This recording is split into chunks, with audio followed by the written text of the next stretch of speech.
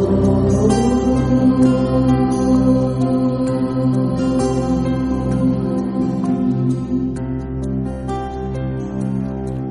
है आपका आदर्श धर्म सनातन धर्म यूट्यूब चैनल की अनसुनी रहस्यमय कथा प्रसंग में।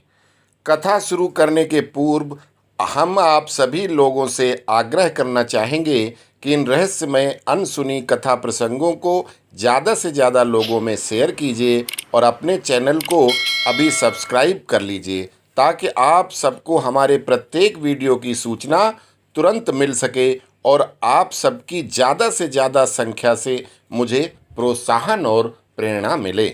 ये कथा हमने महर्षि कंबन द्वारा लिखित ई राम अवतारम से ली है और इस कथा के माध्यम से हम उन अज्ञानी और अर्धज्ञानी लोगों की झूठी शंकाओं का समाधान करने की कोशिश भी कर रहे हैं जो रामायण राम रावण को कपोल कल्पना कहते हैं।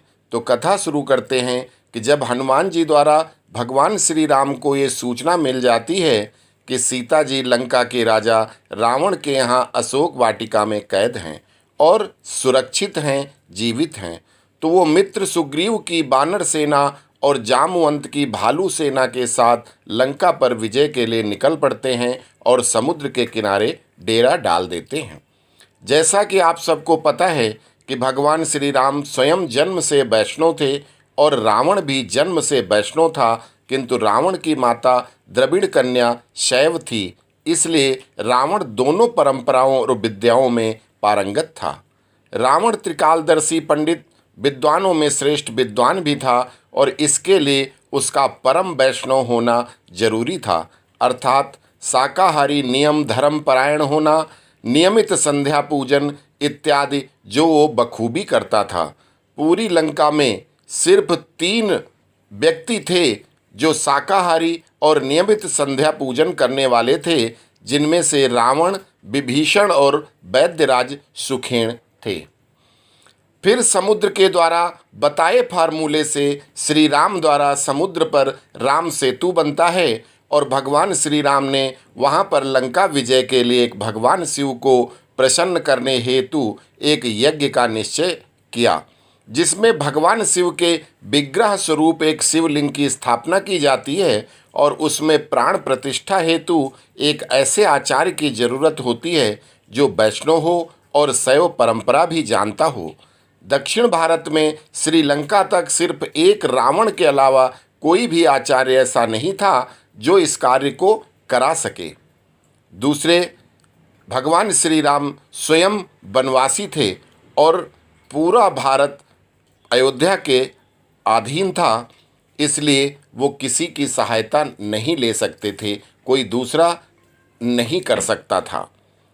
कोई वैष्णव ऋषि इस कार्य को अकेले करवाने में सक्षम नहीं था। इसका कारण भी आप सभी को पता है। पुराणों में वर्णित है कि भगवान शिव का प्रजापति दक्ष ने पूजा यज्ञ आदि से निष्कासित कर दिया था, जिससे कोई भी शिव पूजा नहीं करता था। अतः वैष्णव और शैव 2 संप्रदाय बन गए थे।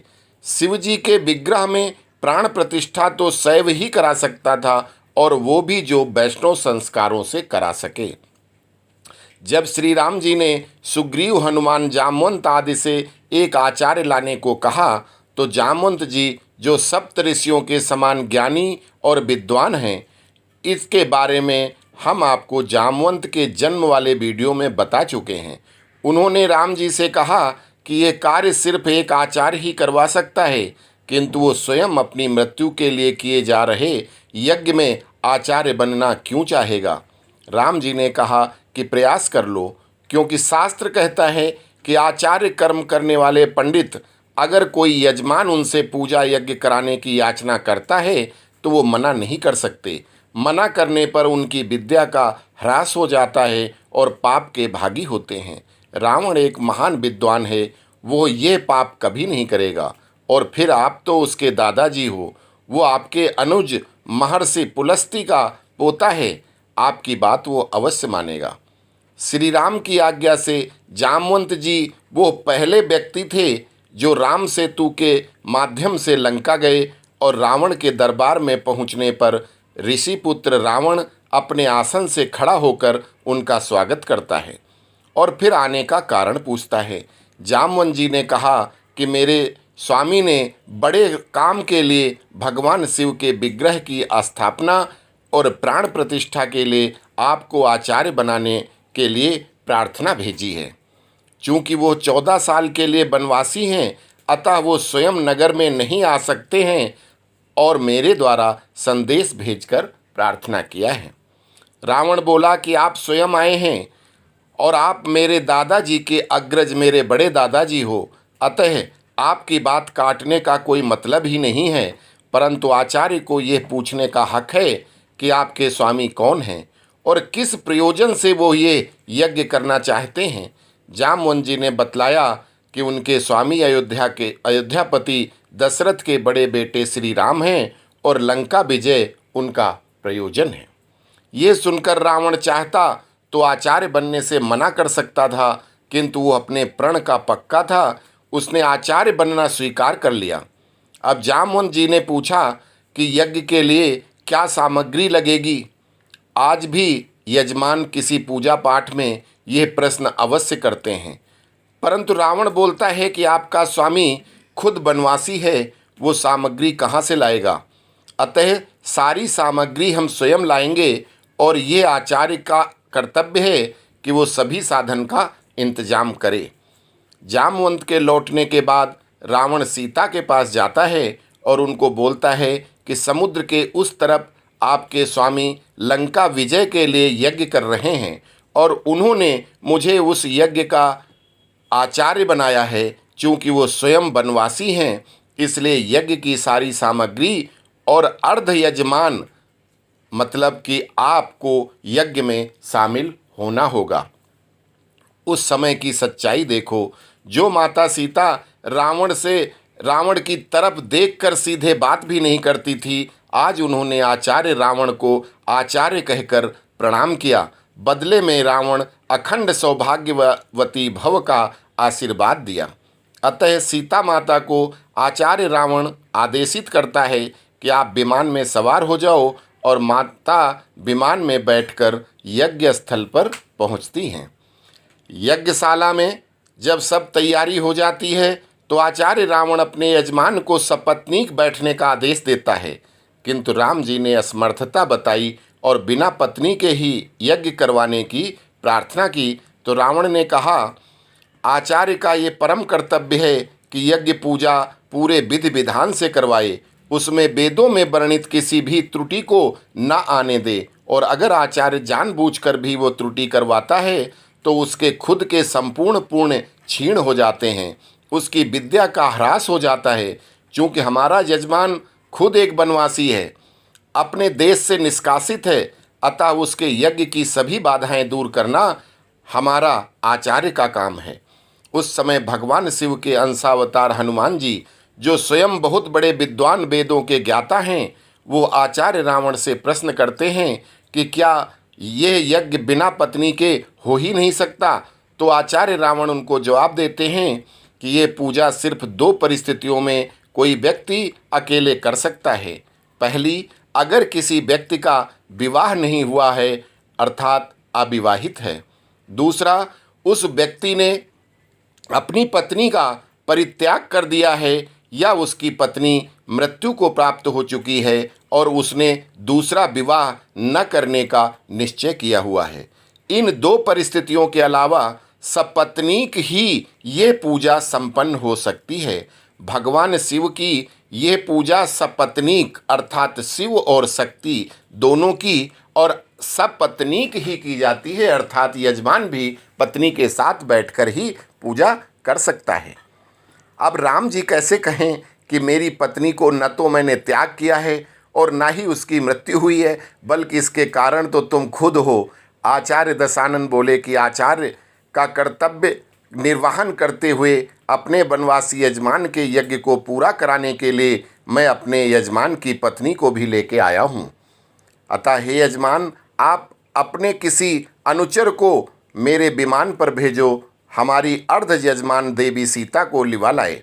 आचार्य की ये बात सुनकर रामादल में हर्ष की लहर दौड़ जाती है। कुछ लोग समझते हैं कि अब तो सीता माता यहाँ आ गई, इसलिए बिना युद्ध के ही समझौता हो जाएगा और दोनों तरफ के निर्दोष सैनिक नहीं मरेंगे। राम आज्ञा से युवराज अंगद पुष्पक विमान से माता सीता को लाकर राम जी के साथ बैठा देते हैं और दोनों का गठबंधन करके यज्ञ प्रारंभ होता है। भगवान शिव जैसा आराध्य, भगवान श्री राम जैसा जजमान और वैष्णव तथा शैव दोनों विधि से पूजा विशेषज्ञ आचार्य दशानन, शुद्ध मंत्रोच्चार और आहुतियाँ, ऐसा संयोग था कि भगवान शिव को माता शक्ति के साथ साक्षात प्रकट होकर रामेश्वर महादेव के रूप में हमेशा के लिए विग्रह रूप में रहना स्वीकार करना पड़ा। मेरे पिछले वीडियो श्री रामकृत शिव स्तोत्रम और रामेश्वर महादेव की अनसुनी प्राण प्रतिष्ठा में इस विषय पर चर्चा की गई है कि कैसे भगवान शिव सिर्फ 3 दिन में ही प्रसन्न हो गए थे। भगवान शिव ने भगवान राम को विजयी भव का आशीर्वाद दिया। तत्पश्चात भगवान राम अपने अनुज और भार्या सीता के साथ आचार्य दशानन के चरणों में प्रणाम करते हैं और आचार्य रावण एक आचार्य के रूप में उनको विजयी भव, सर्व मनोरथ सिद्धि भव का आशीर्वाद, माता सीता को सदा सुहागन रहो का आशीर्वाद देते हैं। भगवान श्री राम आचार्य से दक्षिणा मांगने को कहते हैं तो आचार्य रावण ने क्या दक्षिणा मांगी, जो न इसके पहले किसी ने मांगा था और न कोई मांगेगा। आचार्य रावण ने कहा कि मेरा यजमान एक वनवासी है और आचार्य का ये भी धर्म है कि यजमान की अवस्था के अनुसार ही दक्षिणा मांगनी चाहिए, अर्थात जो आसानी से बिना कष्ट के दे सके। अतः मेरी दक्षिणा ये है कि जब मेरी मृत्यु हो तो मेरा यजमान मेरे सन्मुख रहे और मेरी अंतिम सांस तक मेरे मुंह से उसका ही नाम अर्थात राम नाम ही निकलता रहे। विद्वान रावण को मालूम था कि राम जी तो साक्षात नारायण हैं, इनका राम नाम तो सभी पापों से मुक्ति दिलाता है। मेरी मृत्यु इनके हाथ से निश्चित है। भवसागर से पार लगाने वाले राम नाम की नौका अंतिम सांस में हो और स्वयं भगवान राम सामने हों, ऐसी मृत्यु रावण के अलावा किसी को नहीं मिलनी चाहिए। अब आचार्य रावण ने यजमान को आशीर्वाद देकर बदले में दक्षिणा का वचन लेकर पुनः सीता के साथ पुष्पक विमान की तरफ चलता है। अब सुग्रीव आगे आकर सीता को वापस करने की बात करते हैं तो दशानन राम जी की तरफ देखकर मुस्कुराते हैं। राम जी ने सुग्रीव को रास्ता छोड़ने का आदेश दिया और बोले कि रघुवंशी राम की ये प्रतिज्ञा है कि वो सीता को लंका विजय करने के बाद ही मुक्ति कराएंगे। मेरे आचार्य रावण से प्रार्थना है कि वो सीता को ले जाएं। तो दोस्तों, ये थे आदर्श, वीरता और विश्वास। दुश्मनी हो तो ऐसी जैसे रावण और राम की थी, इसलिए भगवान के साथ रावण का नाम